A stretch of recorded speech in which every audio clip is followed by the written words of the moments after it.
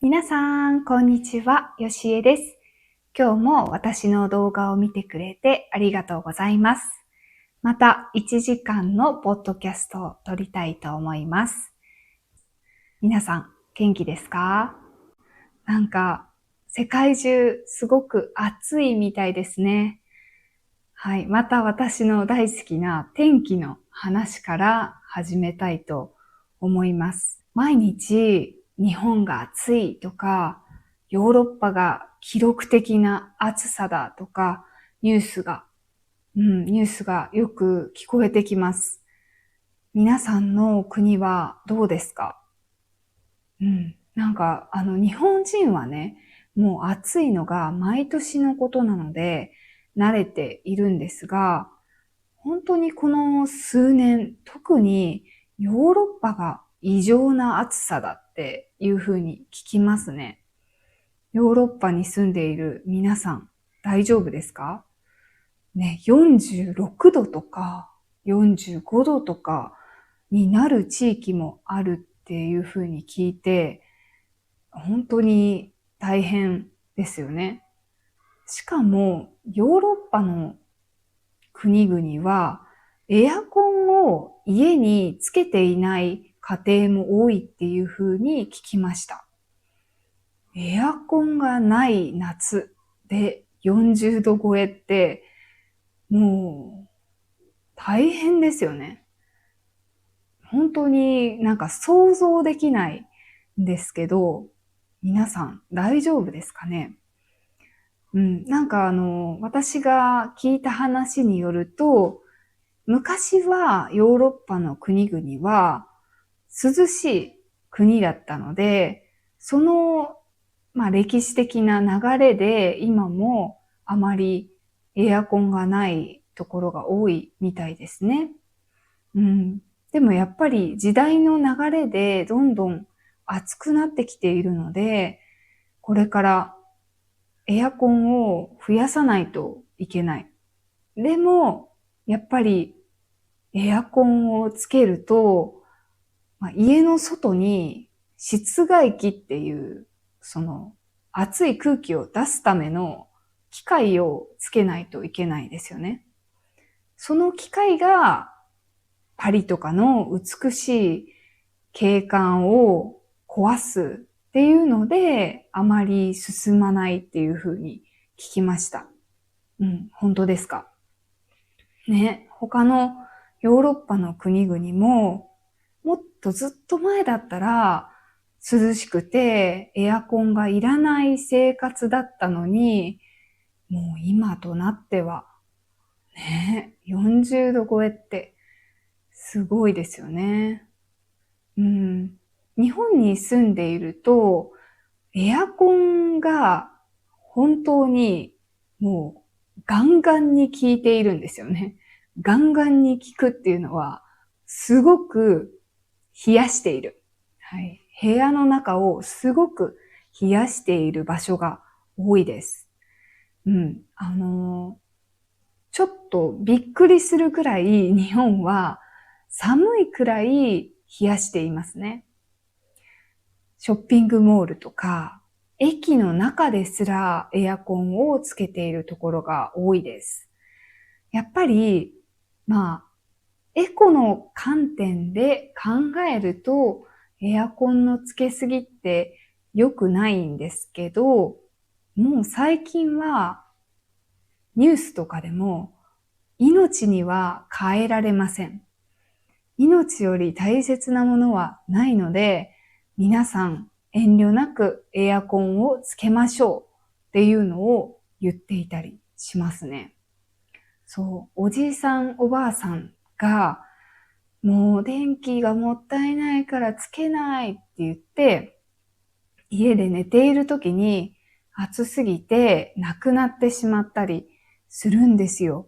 そう。なのでニュースで気にしなくていいから体を一番に考えてねっていうことが増えましたね。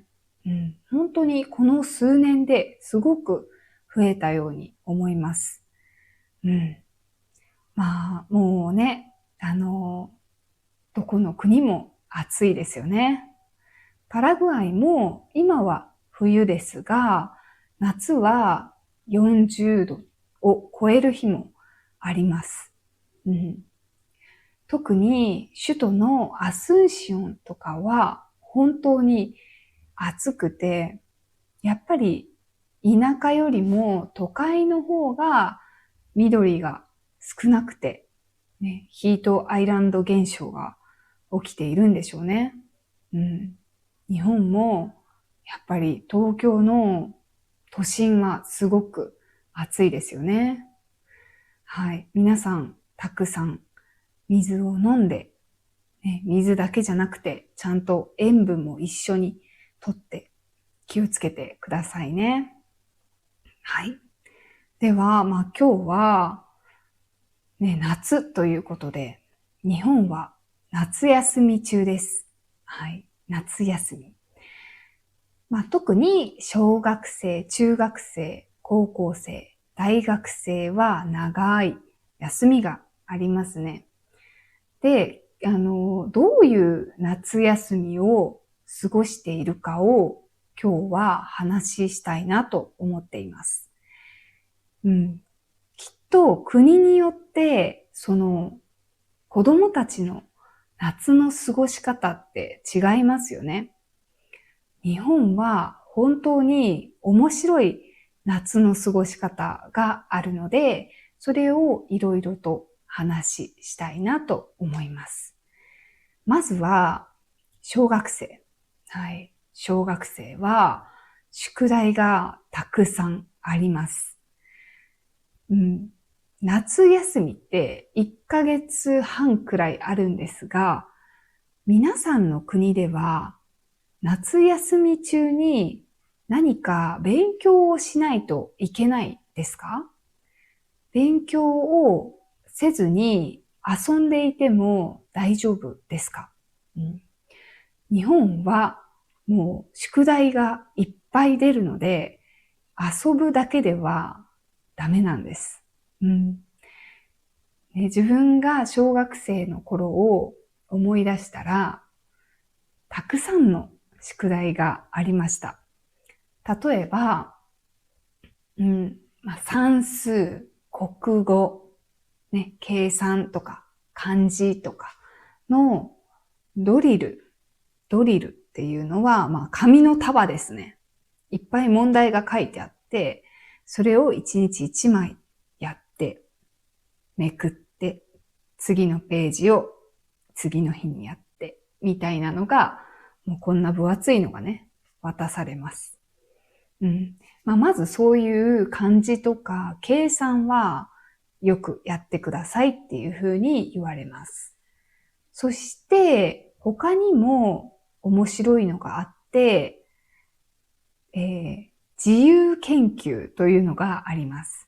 自由研究。自由に好きなものを研究してくださいっていう宿題です。はい。これはどういうものかっていうと、テーマは自分で決めていいので、何か気になることをまとめてきてください。紙にまとめてきてください。っていう宿題です。具体的によくある宿題のやり方としては、何かを観察する。例えば自分で野菜を育てたとか、野菜を育ててその1日目から40日目まで絵を描いて、その成長を見守るとか。あと、動物を飼っている人は、その成長の記録を紙に書くとかでもいいですよね。例えば、カブトムシ、虫を飼っていて、その虫がどういうふうに大きくなるかを書くとか。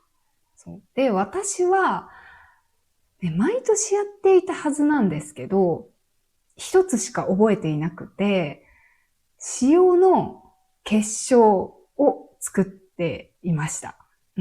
これも自分で考えたわけではなくて、何しようみたいなのを言っていたら、私の父、お父さんがこれがいいんじゃないみたいな感じで教えてくれてやりましたね。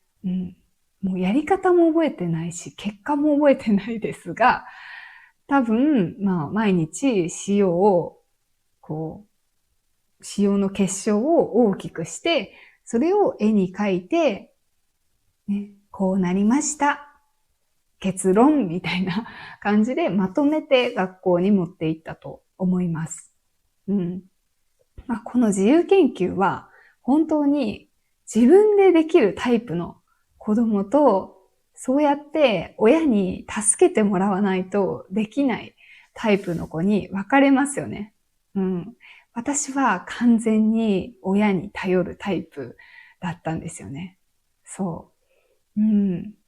あともう一つ、あと二つか。親が大変な宿題があります。一つが、読書感想文。読書感想文。これは何か一冊本を読んで、その感想を書いてきてくださいというものです。結構長く書かないといけなくて、この紙に2枚とか3枚とか自分の考えをまとめないといけないんですよね。それもね、いつも本を読んでいて、感想は簡単に書けるよっていう子もいれば、もう全然本なんて読まないし、感想なんて書けないよっていう人もいますよね。そう。私は読書感想文は自分で書いたかな。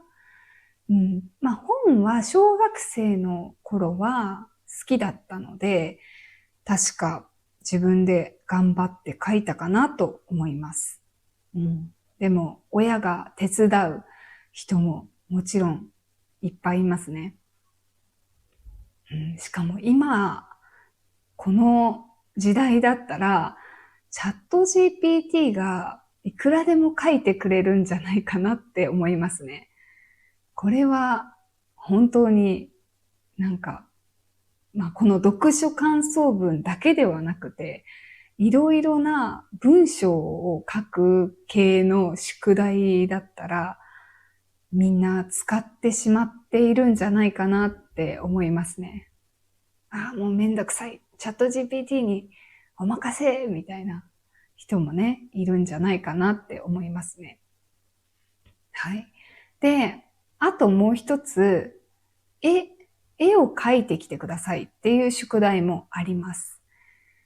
このぐらいの大きい紙に、好きな絵、テーマが決まっている学校もあるかもしれないですが、絵を描いてきてくださいという宿題がよくあります。多分、夏休みが終わった後に、絵のコンクールみたいなのが全国規模であって、それに提出する絵を描くとかそういう宿題だったと思いますね。この絵も私は手伝ってもらってましたね。もう絵なんて本当に景色の絵なんてあまり描かないので、絵の具でね、すごく難しかったですね。小学生の時の私は漫画みたいな絵はよく描いていたんですよね。漫画は描いていたけど、絵の具を使った風景画とかは描いていなかったので、難しかったです。はい。こんな感じで、小学生の夏休みの宿題は、親と協力しながら頑張るっていう人もいます。はい。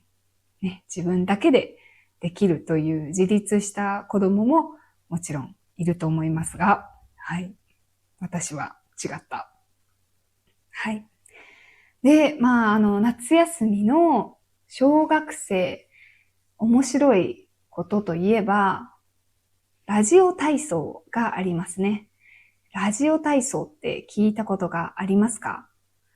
日本人ならみんなこの体操ができるというくらい有名な体操です。音楽に合わせて健康のためにする体操なんですが、これを、朝の6時半くらいからラジオで流すんですよね。毎日ラジオで流しているんですよ、いつも。それで夏休みの子供たちは朝6時とか6時半くらいに近くの公園にみんなで集まってラジオ体操をするという慣習があります。私もやっていました。なんかこう、毎日行ったらシールを貼ってくれるんですよ。ね、今日もちゃんと来れたね、6時半に、みたいな感じで、ペタペタシールを貼ってくれて、あ、毎日行けた、みたいなので、達成感を味わっていました。で、私のその子供の頃は、毎日ありました。夏休みは。でも、今は、ちょっとその、大きな音でラジオの音楽を流すっていうのがあまり良くないっていう人もいて、少し少なくなってきているみたいです。やっている地域とやっていない地域が出てきたみたいですね。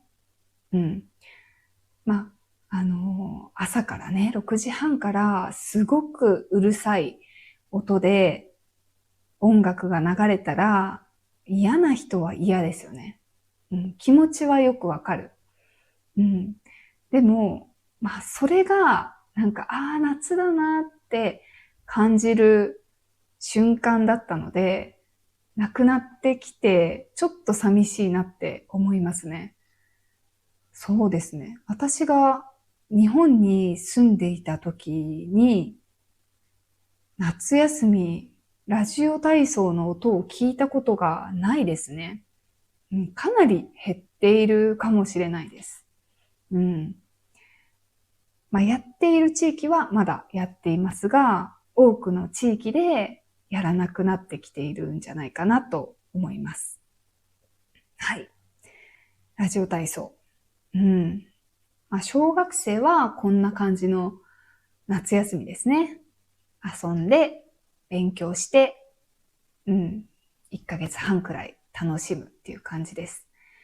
で、また中学生、高校生になると、全然違う夏休みになります。中学生になると、部活が始まります。部活。はい。日本の部活はちょっと変わっているっていうのを聞いたことがありますか？そもそも部活というカルチャーがない国も多いですよね。部活というのは学校の中でやる、スポーツとか他の活動、例えば、私は吹奏楽部、ブラスバンド部で楽器を吹いていたんですけど、スポーツ以外でもそういう楽器を弾く、演奏するとか、絵を描く部活とか、料理をする部活、あと演劇、劇をする部活とか、こういう、運動部と文化部っていう二つのカテゴリーが大体あって、みんなどれかに所属するっていう感じです。これはもちろんどこかに所属しないっていう選択もできます。本当にその各生徒の自由な参加なので、別にやりたくない人はやらなくていいです。でも、結構、みんな部活に入りますね。学校にもよると思うんですけど、私が行っていた中学校では、どうかな ?8 割くらいの生徒が部活に入っていたと思います。もしくは部活に入っていて途中で勉強が大変になったからやめるとか、そういう、選択もあり得ますね。そう。で、部活がいつ行われるかというと、学校が3時くらいに終わるじゃないですか。授業が3時とかに終わったとしたら、それから5時とか6時、夏はね、6時半とかくらいまで学校に残って、学校のグラウンドでやったり、体育館でやったり、教室を使って活動したり、みたいな感じです。ね。で、この部活っていうのが、すごく学生にとって大切なものになっています。というのも、みんな、この部活に入りたいから、この学校に行くっていうのもあるんですよ。そう。勉強をするための学校なんだけど、もう部活も同じくらい大切って考える学校もあるんですよね。そう。生徒だけではなくて、学校も部活をすごく大切なものとして考えています。むしろ、部活を頑張っていない学校は人気がなかったりします。私部活頑張りたいんだけど、この A 中学校はあんまり部活活発じゃないんだよね。行きたくないな。みたいな風に考える人もいます。日本の学校によくある考え方に文武両道という言葉があります。文武両道。これは文が学問ですね。勉強すること。で、部が、そういうスポーツとか、のことです。で、両道っていうのは、どっちも頑張るっていうことですね。これを、テーマとして掲げている学校がよくあります。私の通っていた学校も文武両道っていうことをよく言っていましたね。なので、勉強も頑張るけど、部活も頑張らなきゃって思う人がすごく多かったですね。で、もちろん夏休み、休みたいじゃないですか。でも、部活をやっている人は休めないです。その部活にもよりますが、例えば運動部は夏に大きな大会があるんですね。全国大会があります。みんなその全国大会を目指して、県の大会とか、ブロックの例えば四国だったら四国ブロックの戦いみたいな、そういうのがあって、5月くらいからたくさん試合をして、みんな7月、8月の全国大会に向けて頑張っているんですよね。そう、だから夏休み中も毎日練習があります。朝から晩までずっと筋トレをしたり、試合をしたり、ね。大変なんですよ。そうそう。で、私は文化部のブラスバンド部だったんですけど、ブラスバンド部もだいたい8月に大きな大会があります。なので、私も全然休みがなかったですね。大会が終わるまでは毎日朝の9時から夜の5時まで練習でした。そう。ね。吹奏楽部、そのブラスバンド部は休みがないことで有名な部活なんですよ。全国的に。そう、どの吹奏楽部も基本的にあまり休みがない。なので、月に1ヶ月に1日くらいはオフがあります。1日のオフ。丸1日オフ。他に半日のオフが1日ぐらいあるかなっていう感じです。なので 1.5 日は休めるけど、他の土日は全部練習。で、毎日平日も6時くらいまで練習。で、やりたい人は朝も授業が始まる前に練習をするっていう感じでした。そう。私もそうでしたね。朝の7時くらいに学校に行って、1時間くらい練習して、授業を受けて、で、午後も部活をして、みたいな感じでしたね。考えられますか皆さん。しかも私の学校は勉強も結構頑張る部活だったので、成績が落ちると先生とか親とかから大丈夫みたいな、ちょっと部活セーブした方がいいんじゃないって言われたりもするんですよ。なのでもうみんな必死です。勉強もやらなきゃ、部活も頑張らなきゃ、みたいな感じなんですよね。そう。なんでこんなにみんな部活を頑張るのかっていうことを説明したいと思います。まず一つには楽しいですね。部活は楽しい。皆さんもし漫画とかアニメが好きな人だったら、部活をテーマにした漫画、アニメ、すごく多いですよね。青春って言ったりもします。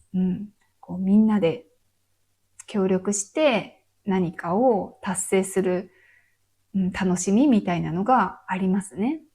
基本的にはやっぱチームスポーツだったり、チームでやる活動なので、そう、他の人とこう協力しながら何かをやらないといけないんですよね。そう、それが楽しかった。小学生までって子供たちだけで何かをやるってあんまりないじゃないですか。でも、中学校に入ると、それが一気にこう、子供たちが自分たちで考えて活動をするっていうことが増えるんですよね。もちろん、その、監督とか、こう、スポーツのトレーナーとか、大人がたくさん助けてはくれるんですけど、そのチームのリーダーを決めたり、こう、いろんな役割をみんなで分担、みんなでそれぞれ協力してやらないといけないんですよね。なので、こう、責任もやっぱありますよね。楽しいだけじゃなくて、私が頑張らなきゃとか、みんなと一緒にうまくやらなきゃみたいな感情も出てきますね。それで、辛いことも多いけど、こう、自分が頑張らなきゃいけないから続けるみたいな人も多いんじゃないかなと思いますね。そう。あと、その楽しいっていう理由以外にもいろいろあって、運動部だとよくその大会の結果で大学に行けるか行けないかが決まったりもしますね。そう。高校から大学に行くときに成績が良いと大学からあなた試験なしで私たちの大学に来ませんかっていう推薦と呼ばれる、こう、インビテーションみたいなのが来ます。そう。なので、スポーツで結果を出すことが大切なんですよね。そう。すごく成績がいいと、大学の学費がいらないとか、いろいろスポーツを頑張るといいことがあります。はい。なので、例えば野球部とか、水泳部とか、駅伝っていうマラソンの一つなんですけど、駅伝部とか、そういう人は本当に頑張っていますよね。で、あと、本当に部活が辛いとか、人間関係が嫌だってなっても、すごく閉ざされた世界だなって思うこともあるんですよね。子供が頑張って、みんなで協力してってやる中で、例えば誰かをいじめてしまったりとか、ちょっと、仲が悪くなってしまったりとか、そういうことってね、起きますよね。人間だから。そういうことって起きるんですけど、そうなった時に、やっぱり、もう、その世界から出られないんですよね。もうみんな部活で頑張るみたいな感じで、閉ざされた、閉まった世界に思えて、私はここから出るともうダメだって思ってしまう子もね、結構多いですね。そう。なので、部活はすごくポジティブなこともいっぱいあるし、やる人は多いんだけど、そういう、ネガティブな側面もあるかなと思いますね。いじめとか、心を病んでしまうとか、そういうこともよくありますね。そんな感じです。ね、日本以外の国で、あんまりここまで毎日部活をするっていうのは聞いたことがないです。皆さんの国はありますか？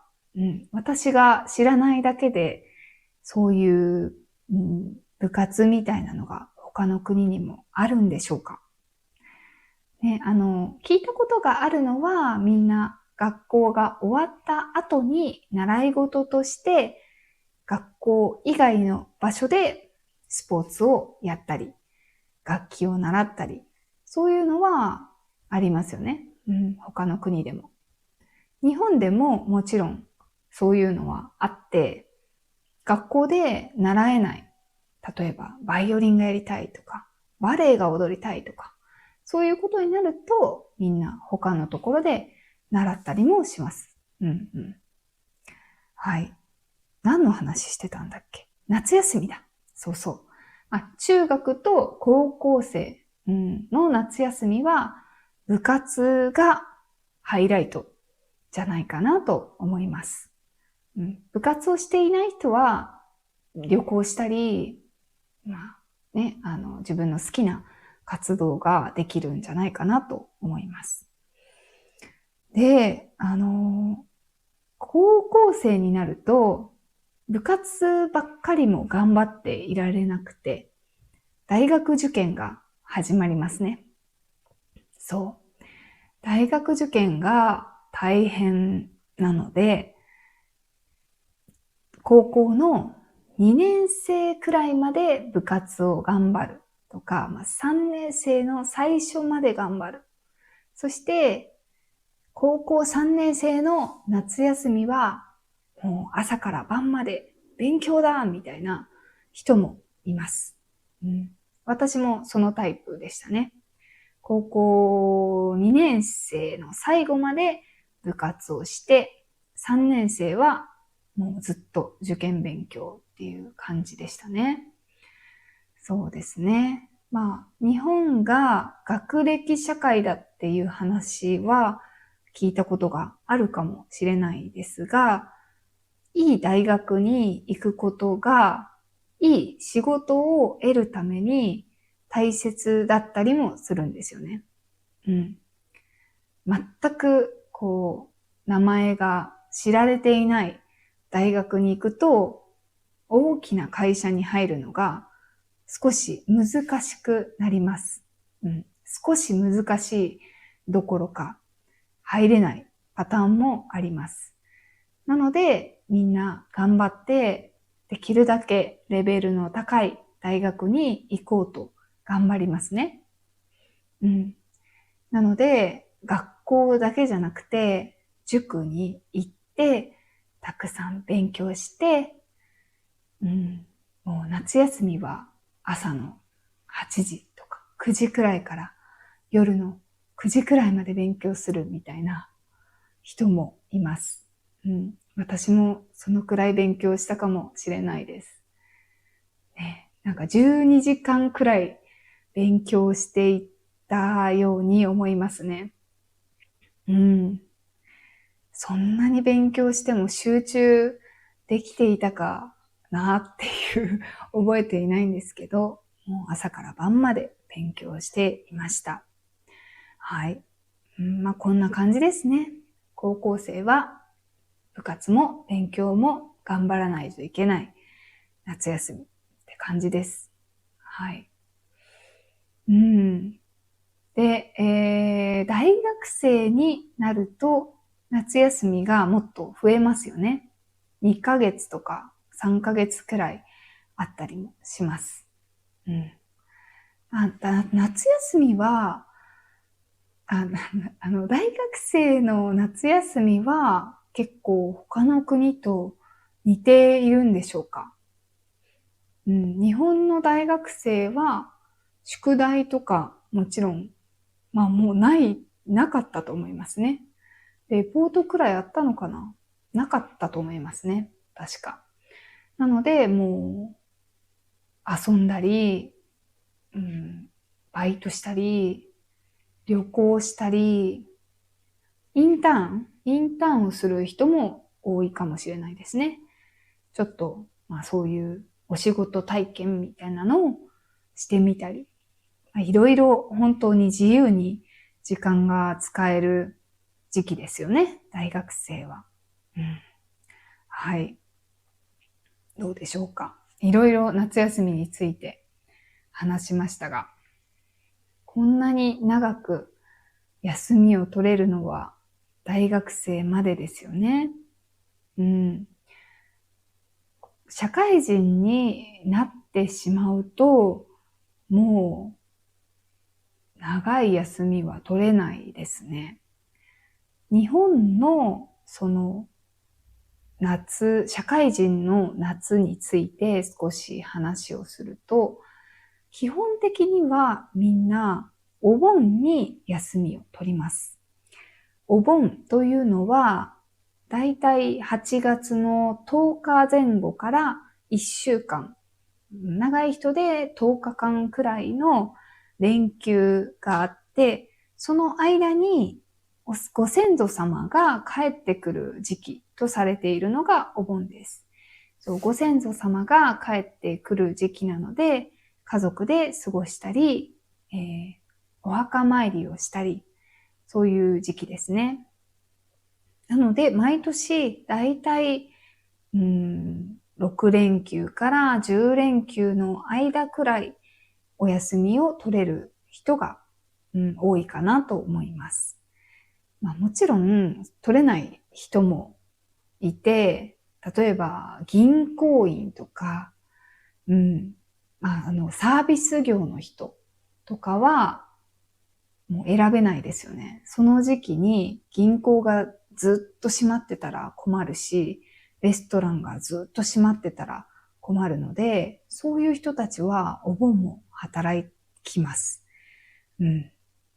このレストランの人が休んだら困るっていうのも、きっと他の国の常識からすると、休みの時はレストランの人も休んでいいでしょっていう国もありますよね。ヨーロッパのどこかの国とかは、パラグアイもそうなんですけど、日曜日結構お店が閉まってますよね。レストランが閉まっていたり、もう労働しません、働きません、みたいな感じですよね。それが日本にはないんですよね。休みこそ働かなきゃみたいな感じなんですよ。日曜日こそ、ね、外食してレストランで食事をしたい人って多いから、働かなくちゃっていう感じで。なかなかお休みを取るのが難しい時期ですね。はい。で、この、夏のバケーションって皆さんの国だったらどれくらいの長さ取れますか？日本の10日間っていうのは短いですか？まあまあ長いですか？ね、なんかヨーロッパの方はすごくバケーションを長く取る。バカンス文化が強いっていう風に聞きますね。3週間とか1ヶ月とか取れる国もあるみたいですね。すごい。なんかそういう方々、そういう国の人たちはみんな仕事はどうやってこやらずに過ごせるんですかね。それがすごく私はずっと不思議に思っていて、私のようなフリーランスで一人で仕事をしている人だったらわかるんですよ。ね、もう自分が YouTube を上げなくなったら、まあそれでね、誰も迷惑しないじゃないですか。でも、誰かと一緒に仕事をしている人は、ね、この人が明日から1ヶ月いません、3週間いませんってなったら、他の同僚は困らないんですかね。なんか、もしくは家でちょっとは仕事するんですかね。メールを返すとか、そのぐらいはするんですかね。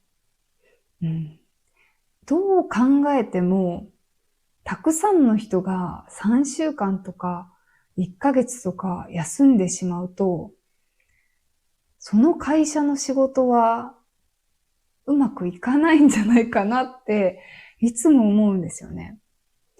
でもヨーロッパにそういうことを聞ける友達がいなくて、ぜひ教えてください。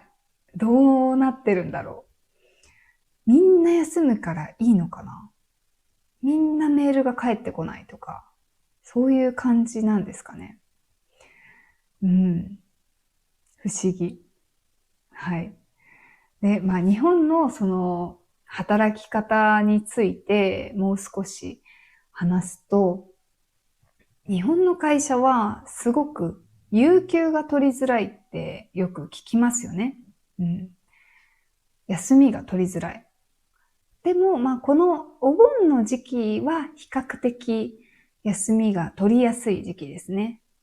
みんな休むので、みんな休む時なら、私もって言いやすいっていうか、他の誰も休まない時に休んでいいですかって言えない人も、お盆なら言えるみたいなのがあります。で、他の普通に何も長い休みがない時に取る有給っていうのは、本来は取りたい時に取れる休みのはずなんです。でも、もう絶対に同僚と相談しないといけないんですね。勝手に、はい、じゃあ私、この日休みますって言えないんですよね。私が会社で働いていた時の話をすると、すごくいい上司だったので、有給は取れたんですが、取りたい時に取れるというか、じゃあこの月の仕事はこんな感じだから、こことここは取れないね、みたいな。こことここは忙しい、みたいな感じで言われて、他で取りたい日があったら相談して、みたいな感じですね。なので、自分一人じゃ決められないっていうか、上司に、じゃあ15日休みたいんですけど、って言ったら、15日分かった。じゃあ僕は10日に取るから、あなたは15日に取ってねっっていう相談が必ずありますね。これって普通ですかね？皆さんの国でもそういうものなんですかね？で、2日連続で有給を取るっていうのも結構私は勇気がいりました。ダメとは言われないけど、ちょっとごめんなさいって思いながら取っていましたね。私が勤めていた時の上司は、有給の数をちゃんとしっかり取ろうねっていうタイプの人だったので、毎月最初の方に、今月は有給取らなくていいの？取りなよみたいな感じで言ってくれる人だったんですよね。なので、毎月取っていました。で、やっぱり会社的にも、有給の、みんなが取っているパーセンテージとかをオープンにしないといけないので、計算して、今年の有給消化率っていう、有給を使ったパーセンテージのことを、有給消化率って言うんですけど、今年の有給消化率は 50% でしたとか、90% でしたとか、そういう数値を出さないといけないので、みんなにね、できれば取ってほしいんですよ。なので、私は取っていました。取れない人ももちろん多くて、自分が病気になった時に仕方なく使うみたいな、パターンですよね。なんか病気になって有給使うってちょっと悲しいですけど、病気で1週間インフルエンザになったので、有給を使いますみたいな人もいますよね。はい。私がその会社に勤めていたのは結構前なので、もしかしたら今はもっと取りやすくなってるかもしれないですね。最近の若者っていうかもう20代の人たちの仕事に対する考え方がすごく変わってきているんだろうなと想像します。私たちがもっと上の世代の人っていうのは会社に尽くす、会社のために頑張るっていうのが当たり前だったけど、だんだんやっぱり、ワークライフバランスがすごく大事で、むしろ自分のライフを大切にしたいって考える人がどんどん増えています。なので、例えば副業とかも禁止していた会社ってすごく多かったんですけど、今では、例えば YouTuber を、会社員をやりながら YouTuber をやるとかも、どんどん認められてきているんですよね。もう、禁止が難しいですよね。自分たちでもう勝手に副業として YouTuber とか Instagrammer、TikToker とかをやっていたら、会社としてはもう気づけないので、いいですよっていうふうに言う会社が多くなってきているんじゃないかなと思います。はい。なので、今、副業がダメだよとか、リモートがダメとか、有給取れませんとかを大きな声で言ってしまうと、なかなか人が集まりづらいと思いますね。そもそも日本はどんどん働く人が減ってきているので、新人とか、働いてくれる人を、ゲットするっていうのがすごく大事ですよね。どんどんこれで働く人の働きやすさみたいなのが良くなっていったら、いいなと思いますね。最近の、20代とか、Z 世代とか言ったりもすると思うんですけど、私がゆとり世代なんですよ。ゆとり世代って聞いたことがありますか？ジェネレーションの話で、そう、私が小学校の時に土曜日もともと授業があったんですが、授業がなくなって、もっと生活にゆとりを持って過ごしていきましょう。子供たちにももっとゆとりをみたいな感じで言われた世代なんですね。ゆとり世代。で、これまでも、上の世代の人たちから、ゆとり世代はこれだからダメなんだとか、ゆとり世代はやっぱり、ゆとりがあるからか知らないけど、仕事ができないとか、いろんな文句を言われてきた世代なんですけど、今の世代は結構ゆとり世代組からしてもかなり違う感じですね。すいません。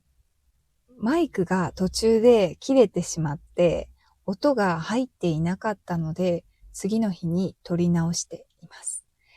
世代間ギャップの話ですね。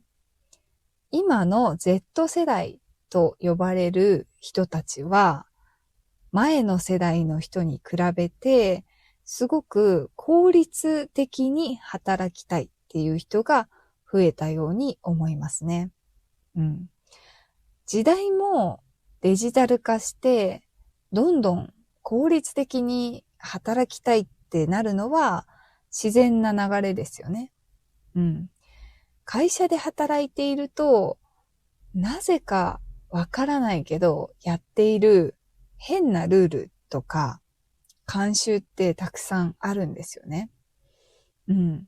非効率なやり方みたいなのがたくさんあるんですよね。例えば、先輩より先に帰ってはいけないみたいなルールというか、みんなそうしているみたいなのがあります。もう仕事は終わったけど、先輩より先に帰るとちょっと失礼かなみたいな感じで残って仕事をする人がいます。でも、最近の Z 世代の人は、いや、もう帰りたかったら帰ったらいいじゃんって言いやすいようになってきたと思いますね。そう。これはいいことですよね。もう仕事がないなら帰ろうよって私も思います。他にも飲み会を、あんまり好きじゃないっていう人が増えていますね。仕事の飲み会って先輩とか上司に誘われたら結構断るのが難しいんですよね。そう。私はあまり断る理由がなかったら、はい、じゃあ行きましょう、みたいな感じになるタイプだったんですよね。来週金曜日は開けといて、みたいな感じで言われると、行かないといけないかなって思う感じだったんですけど、今の Z 世代の子たちは、いやもう仕事が終わったら自分の時間なんだから、飲み会は別に断ってもいいでしょって言えるようになってきた、感じですね。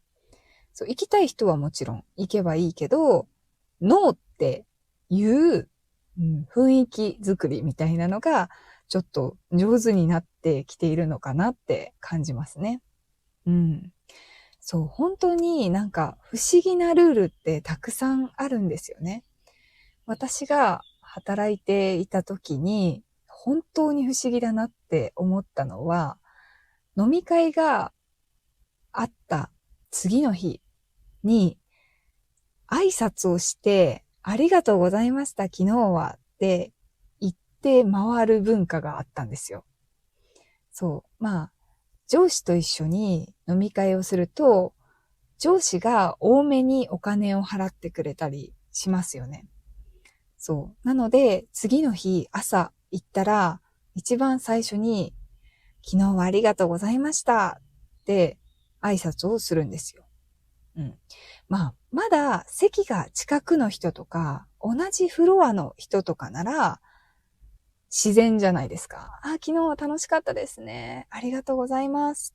っていうのは別に変じゃないと思うんですけど、違うフロアまで行ったり、いろんなところを回って、ありがとうございました。ありがとうございました。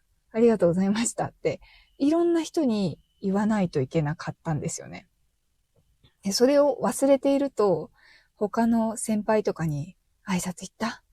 言っといた方がいいよって言われるんですよ。そう。ちょっとそれは、もう良くないって思っていましたね。行かなくて良くないって、なんでも昨日の飲み会が終わるときに、ありがとうございましたってもう言ったよって思っていました。どうですか?皆さん。ちょっと変って思いませんか?あと、よく日本の企業である不思議だなって思う文化としては、飲み会で、若い人たちがゲイをやったりしないといけないんですよね。面白いことをして盛り上げるみたいな仕事があります。